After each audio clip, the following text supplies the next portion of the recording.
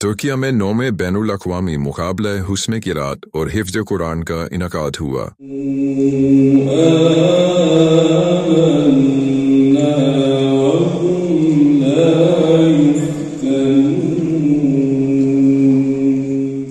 بنگلہ دیشی حافظ قرآن معاذ محمود نے حفظ میں، جبکہ ترکیہ کے محمد سیز جان نے قرات نے پہلی پوزیشن حاصل کی۔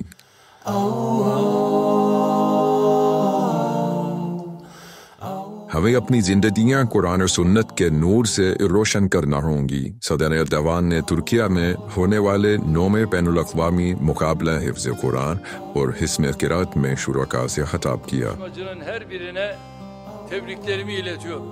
اس مقابلے میں 47 مسلم ممالک کے قاری اور حافظ شریک ہوئے۔ مقابلہ 2 مرحلوں میں ہوا۔ فائنل میں ترکیہ سے 4، جبکہ ملائیشیا، کویت، مراکش، لبنان، اردن اور سوڈان سے ایک قاری نے بطور جج شرکت کی۔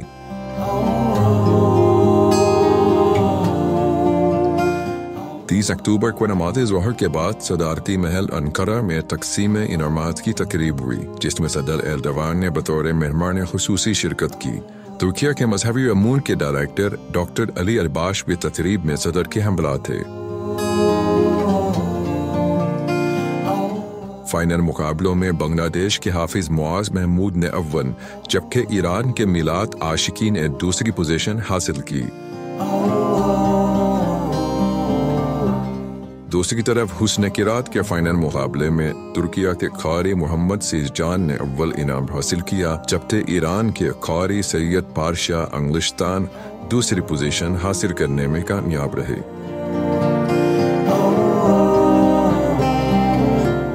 تقریب سے خطاب کرتے ہوئے صدر ایردوان نے کہا کہ ہمیں اپنی زندگیاں قرآن اور سنت کے نور سے روشن کرنا ہوں گی۔ انہوں نے مزید کہا کہ اپنی پوری زندگی اس طرح سے تعمیر کریں جو امت محمدیہ صلی اللہ علیہ وسلم کے شایع نشان ہو۔